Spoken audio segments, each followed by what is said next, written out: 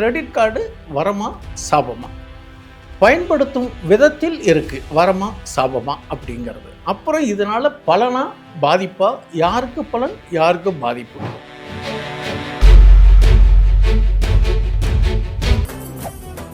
மெரிபா paneer soda, I trust மெரிபா. போவோம், ஒரு ஸ்பைப் பண்ணுவோம், அதனுடைய அவசியம் தெரியாமல் உபயோகிக்கிறோம். அதனுடைய விளைவுகள் எப்படி இருக்குங்கிறத நம்ம நினைக்கிறது இல்லை.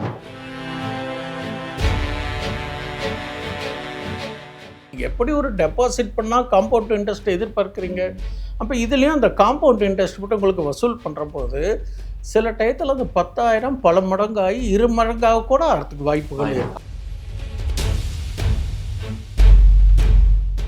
இஎம்ஐயில் கட்டுறோங்கிறத ஒரு சலுகையாக எடுத்துக்கிறோம். ஆனால் அந்த இஎம்ஐயை கட்ட தவறிட்டோம்னா இது சிரமம்.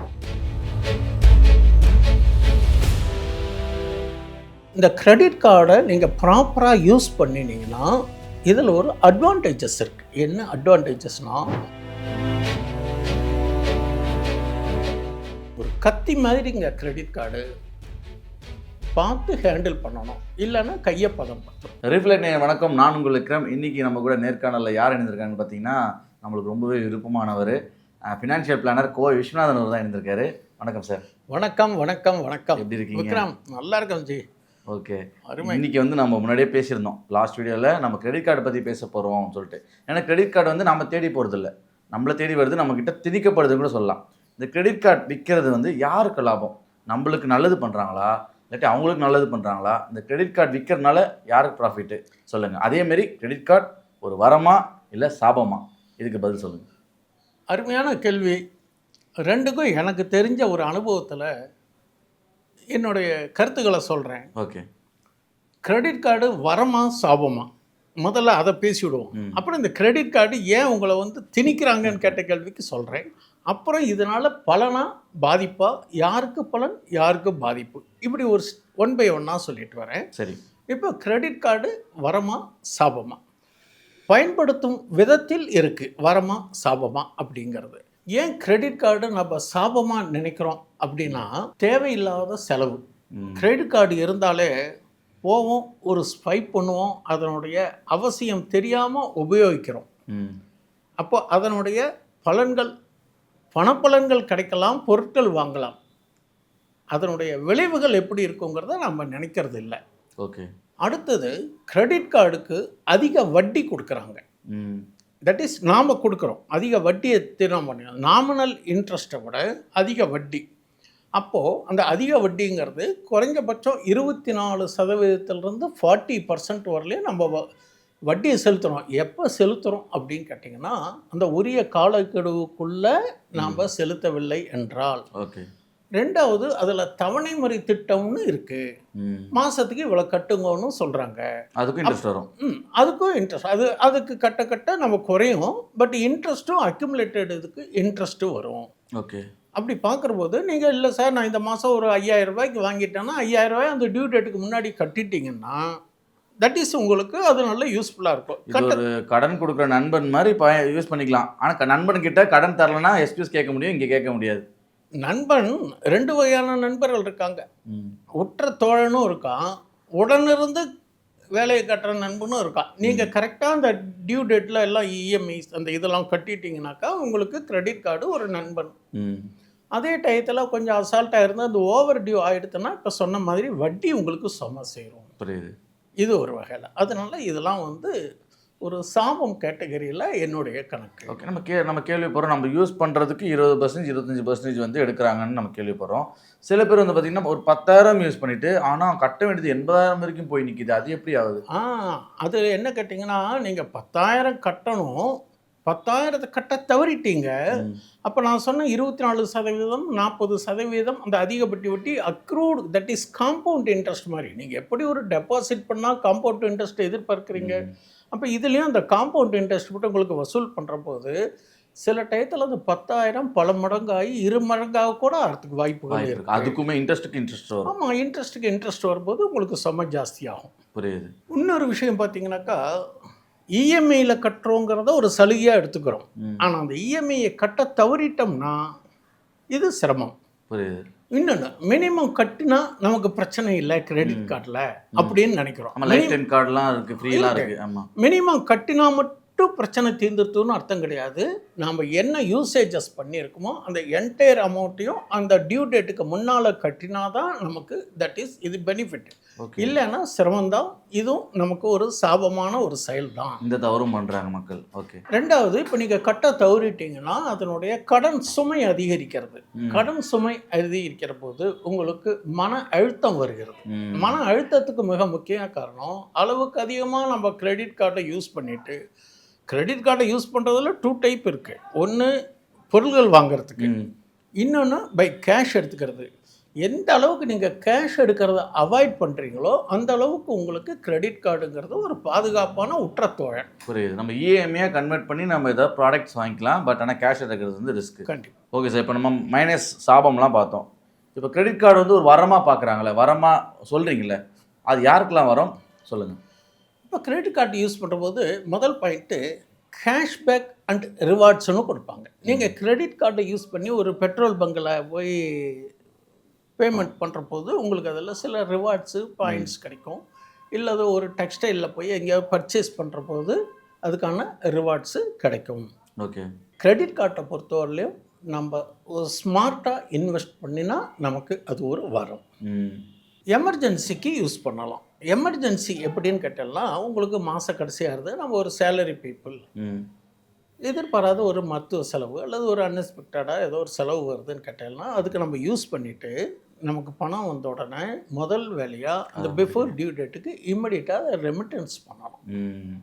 ரெண்டாவது, இந்த கிரெடிட் கார்டை நீங்கள் ப்ராப்பராக யூஸ் பண்ணினீங்கன்னா இதில் ஒரு அட்வான்டேஜஸ் இருக்குது. என்ன அட்வான்டேஜஸ்னால், ப்ராப்பராக கிரெடிட் கார்டு அந்த ஃபுல் பேமெண்ட் கட்டியோ அல்லது பார்ட்லி பேமெண்ட் கட்டியோ அந்த அவங்ககிட்ட இருந்து ரிமைண்டர் வராமல் பீனல் இன்ட்ரெஸ்ட் ஒன்று கூட வந்துடக்கூடாது. வராமல் இருந்தால் உங்கள் கிரெடிட் ஸ்கோர்னு சொல்கிறாங்க இல்லையா, கிரெடிட் ஸ்கோர் உங்கள்கிட்ட ஒரு 700 இருந்தால் you R A good lucky person, you are eligible to get the லோன்னு வச்சுருக்காங்க.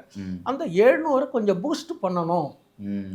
700ங்கிறது நான் தெரிஞ்சுக்கிட்டது 700, 750 ஒவ்வொரு இடத்துக்கு தகுந்த மாதிரி வைக்கிறாங்க. 760 வரைக்கும் சொல்லுவாங்க. அப்போ வந்து அதை பூஸ்ட் பண்ணணும்னா நீங்கள் கிரெடிட் கார்டை பை யூஸிங் பூஸ்ட் பண்ணலாம். ஈஸியாக பூஸ்ட் பண்ணலாம் இல்லையா? ஆமாம், ஈஸியாக அந்த பாயிண்ட்ஸ் ரைஸ் ஆகும். அப்போ நீங்கள் புதுசாக இன்னொரு இடத்துல ஹெவியாக ஒரு ஹவுசிங் லோனோ அல்லது வெஹிக்கிள் லோனோ அவங்க தேவைக்கு எதாவது எடுக்கிற போது அந்த நிறுவனத்தில், கடன் கொடுக்கக்கூடிய நிறுவனத்தில் உங்கள் கிரெடிட் ஸ்கோர் பார்க்குறாங்க இல்லையா, அப்போ இது உங்களுக்கு சப்போர்ட்டாக இருக்கும். எப்போ சப்போர்ட்டாக இருக்கும், நீங்கள் ப்ராம்ப்டாக டிஃபால்ட்டாக தட் இஸ் எந்த வித குறையும் இல்லாமல் நீங்கள் பண்ணும்போது. ஓகே. அதே மாதிரி பர்ச்சேஸ் ப்ரொடெக்ஷன் இருக்குது. நம்ம கையில் பணம் வச்சுக்கிட்டே செலவு பண்ணணும்னு இல்லை, ப்ரொடெக்ஷன், கேஷ் ப்ரொடெக்ஷன் பண்ணுறதுக்கு இது ஒரு வாய்ப்பாகவும் இது நம்ம பயன்படுத்திக்கலாம். அதேமாரி சார், நான் முன்னாடியே கேட்டிருந்தேன், கிரெடிட் கார்டு வந்து நம்ம வாங்குறது இல்லை, நம்ம கிட்ட திணிக்கப்படுதுன்ட்டு. எல்லாரும் கால் பண்ணி கேட்பாங்க. ஏதாவது ஷாப்பிங் மாலு எங்கேயாவது போனாலே வந்து கிரெடிட் கார்டு இருக்குது சார், கிரெடிட் கார்டு இருக்குது சார், ஃப்ரீ தான் சார், லைஃப் டைம் ஃப்ரீலாம் சொல்லி திணிக்கப்படுது. இது வந்து யார் நல்லது? இப்போ நம்ம சேல் பண்ணுற அவங்களுக்கு ஏதாவது நல்லதா, இல்லை நம்மளுக்கு நல்லது பண்ணுறாங்க நம்மளுக்கு நல்லதா, இல்லை மெர்ச்சன்டைஸ் அந்த ஷாப் இருக்காங்க இல்லையா அவனஸ் அவங்களுக்கு வந்து நல்லதா, யாருக்கு சார் நல்லது? பொதுவாகவே கிரெடிட் கார்டு யூஸ் பண்ணுற அளவுக்கு ரிவார்ட்ஸு பாயிண்ட்ஸு கிடைக்கிற அளவில் நமக்கு பெனிஃபிட் ஒன்று.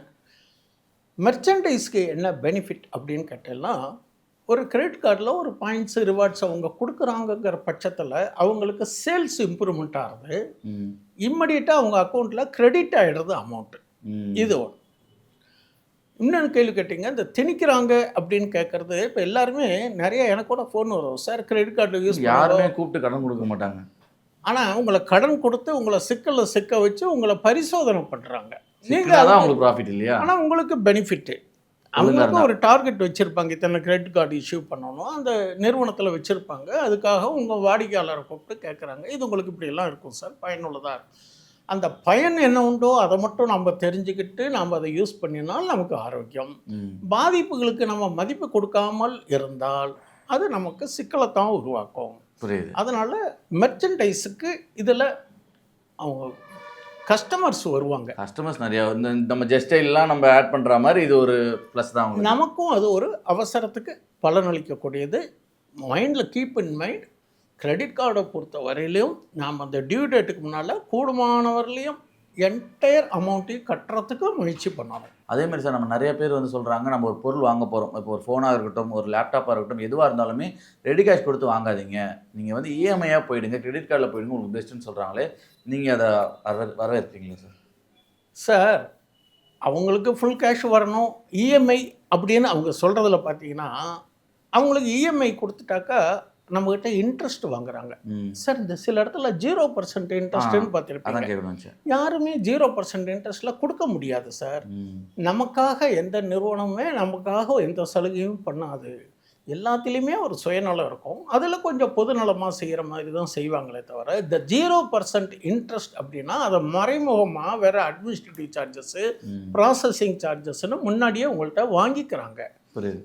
அப்போ வாங்குற போது பார்த்தீங்கன்னாக்கா அதனுடைய சாராம்சங்கள் என்னன்னு நம்ம தெரிஞ்சு தான் செய்யணும். ரெண்டாவது, இந்த டேர்ம்ஸ் அண்ட் கண்டிஷன்ஸை நம்மளாம் யாரும் படித்து பார்க்க அவகாசம் இல்லை. ஒரு 15 பக்கத்துக்கு இருக்கும், ஒரு 35 கையெழுத்தை வாங்கிப்பாங்க. நீங்கள் இங்கேயும் தப்பிச்சு ஓட முடியாது, உங்களை ஃபுல்லாக ஃபென்சிங் போட்டாச்சு. இதெல்லாம் தெரியாமல் கடன் அன்பை முறிக்கணும்னு அந்த காலத்தில் எங்கள் காலத்தில் சொல்லுவாங்க. கடன் வந்து இங்கே வம்ப சம்பாதிக்கும், எலும்பையும் இருக்குது கடன். அதுவும் குறிப்பாக இந்த கிரெடிட் கார்டு இஸ் ஹெல்ப்ஃபுல். யாருக்கு ஹெல்ப்ஃபுல் அப்படின்னு கேட்டிங்கன்னா, ஒரு ஜாப் லாஸ் திடீர்னு வருது, மறுபடியும் ஒரு ஜாப்புக்கு சேஞ்ச் ஓவர் பண்ணுறோம் பார்த்தீங்களா, டேக்ஸ் டைம். இப்போ நானே ஒரு இடத்துல சொல்லியிருக்கேன், நான் வந்து ஒரு துறையில் பணியாற்ற போது எனக்கு டிஸ்ட்ரிக்ட் ட்ரான்ஸ்ஃபர் வந்து ப்ரமோஷனில் போடுற போது என்ன கேட்டிங்கன்னா, இந்த லாஸ்ட் பே சர்டிஃபிகேட்டுன்னு ஒன்று வந்தால் தான் புது இடத்துல சம்பளம் போடுவோம். அப்போல்லாம் வந்து இப்போல்லாம் இந்த இமெயிலு ஃபேக்ஸ் எல்லாம் இப்போ கிடையாது, தபாலில் தான் அனுப்புவாங்க. அப்படி வரபோது அந்த 1 மாதம் 15 நாளைக்கு நான் என்னுடைய வாழ்வாதாரத்துக்கு ஏதோ ஒரு சப்போர்ட்டு பண தேவைகள் இருக்கும் இல்லையா, அப்போ போயிட்டு நான் இந்த கிரெடிட் கார்டை யூஸ் பண்ணிவிட்டு பணம் வந்த உடனே முதல் வேலையாக அதை செட்டில் பண்ணிடுவேன். டிசிப்ளினாக நீட்டாக செஞ்சோம்னா அது ரொம்ப ஹெல்ப்ஃபுல்லாக எம்ப்ளாயீஸுக்கு ரொம்ப ஹெல்ப்ஃபுல். திடீர்னு உடம்பு சரியில்லை, திடீர்னு அவசர தேவைக்கு ஒரு ஹாஸ்பிட்டலுக்கே போகணும், மந்த் எண்டு, நம்மளாம் பட்ஜெட் போட்டு செலவு பண்ணக்கூடிய ஒரு நடுத்தர வர்க்கம், நமக்குலாம் பணத்தை வச்சுட்டு செலவு பண்ண முடியாது. அந்த மாதிரி டயத்தில் நம்ம கிரெடிட் கார்டை யூஸ் பண்ணலாம். டெபிட் கார்டில் பணம் இருந்தால் செலவு பண்ணலாம், கிரெடிட் கார்டில் பணம் இல்லைனாலும் செலவு பண்ணலாம். ஆனால் பணம் இல்லாமல் செலவு பண்ணலான்ட்டு ரொம்ப அசாத்தியமாக செலவு பண்ணிட்டா அது சிக்கலத்தான் உருவாகும். ஓகே சார், நிறைய பேர் வந்து பார்த்தீங்கன்னா இந்த சுச்சுவேஷன் மாட்டிகிட்டு இருப்பாங்க. கிரெடிட் கார்டு யூஸ் பண்ணியிருப்பாங்க, அது கட்ட முடியாமல் கிட்டத்தட்ட 80,000 இப்போ 1 லட்சம் அந்த மாதிரி வந்து இக்கட்டான சூழ்நிலை எப்படா முடிக்கிறதுன்னு தெரியாமல் முழிச்சிட்டு இருப்பாங்க. அவங்க ஈஸியாக க்ளோஸ் பண்ணணும்னா ஏதாவது டிப்ஸ் இருந்தால் சொல்லுங்கள் சார். சரி, எனக்கு தெரிஞ்சு திட்டம் போட்டு செலவு பண்ணணும். கிரெடிட் கார்டை நம்ம யூஸ் பண்ணணும். அவசிய தேவைகளுக்கு மட்டும் யூஸ் பண்ணுங்கள்.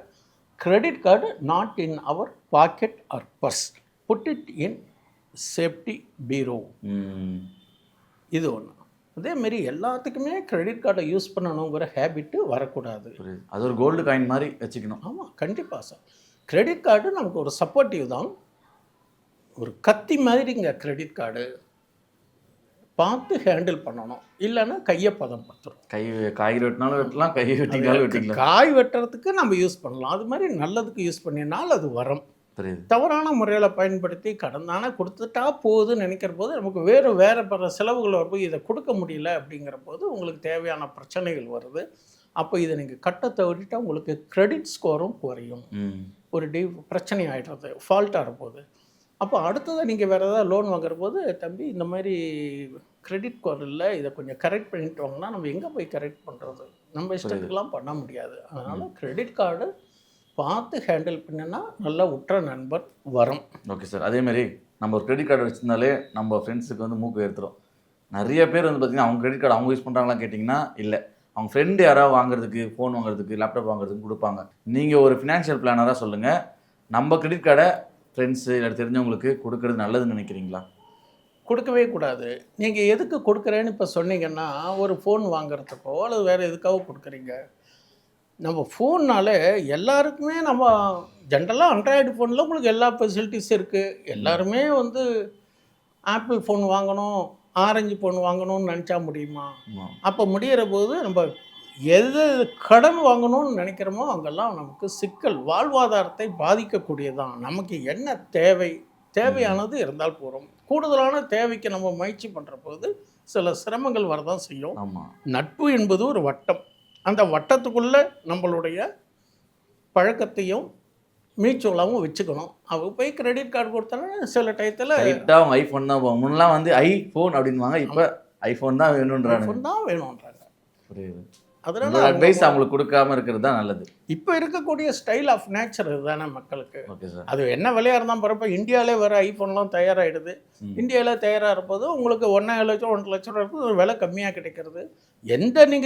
எந்த ஃபோன் வாங்கினாலும் மேக்ஸிமம் 2 or 3 இயர்ஸ் தானே பண்ணுவோம்.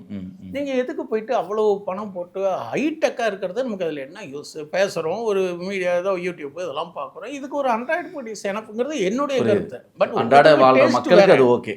நான் அதை வந்து நெகட்டிவாக சொல்லலை. உங்களுக்கு ஒரு டேஸ்ட்டாக இருக்கலாம், பட் நம்ம எந்த ஒரு பொருளுமே நமக்கு தேவையான்னு நினச்சி பார்க்கணும். Okay sir. அப்போ தான் ஒரு குறுகிய வட்டத்துக்குள்ளே நம்ம செலவுகளை இது பண்ணிவிட்டு, நீங்கள் ஒரு ஐஃபோன் வாங்குறதுக்கு ஒரு ஆண்ட்ராய்டு ஃபோன் ஒரு 30,000 வாங்கிட்டீங்கன்னா அந்த பணத்தை நீங்கள் ஒரு இன்வெஸ்ட்மெண்ட் பண்ணால் இட் வில் பி க்ரோத். இது வந்து டெப்ரிசியேஷன். உங்களுக்கு அந்த இன்வெஸ்ட்மெண்ட் இஸ் அப்ரிசியேஷன். இப்படி நம்ம பண்ணணும். ஸோ கிரெடிட் கார்டு என்னை பொறுத்தவரையும் உபயோகிக்கிற முறையை பொறுத்து வரமா சாபமா என்பது நமது கையில் தான் இருக்குது. பார்த்து ஜாக்கிரதையாக நம்ம செய்யணும். Okay sir. இந்த நேர்காணலில் வந்து நான் கேட்ட கேள்விக்கு கிரெடிட் கார்டு வரமா சாபமான்னு கேட்டதுக்கு ரொம்ப தெளிவாக அழகாக பதில் சொன்னீங்க. அதேமாரி பார்க்குற மக்கள் ஏதாவது கிரெடிட் கார்டில் மாட்டிட்டு இருந்தாலும் இல்லாட்டி இந்த கேள்வியெலாம் எனக்கு கேட்கணும் அப்படி இருந்துச்சுன்னா கீழே கமெண்ட் செக்ஷனில் தெரிவிங்க. அந்த கேள்வியெல்லாம் கலெக்ட் பண்ணிட்டு அடுத்த வீடியோவில் சார்கிட்ட நான் கேட்குறேன். உங்கள் நேரத்துக்கு ரொம்ப நன்றி சார். நன்றி. இதில் வந்து டிஸ்கிரிப்ஷன் பாக்ஸில் நம்பரும் இருக்குது. நீங்கள் இன்பாக்ஸில் போட முடியலனாலும் நீங்கள் ஃபோன் பண்ணி இது சேமிப்பாக இருக்கட்டும் அல்லது கிரெடிட் கார்டாக இருக்கட்டும், ஃபினான்ஷியல் மேட்ரு எந்த டவுட்டாக இருந்தாலும் நீங்கள் தொலைபேசியில் தொடர்பு கொண்டால் என்னால் முடிந்த அளவுக்கு ஆலோசனை சொல்கிறேன். வாய்ப்பு கொடுத்த ரிஃப்ளெக்ட் லைஃப் ஸ்டைலுக்கு நன்றி. நேயர்களுக்கு நன்றி. மீண்டும் அடுத்த முறை சந்திப்போம்.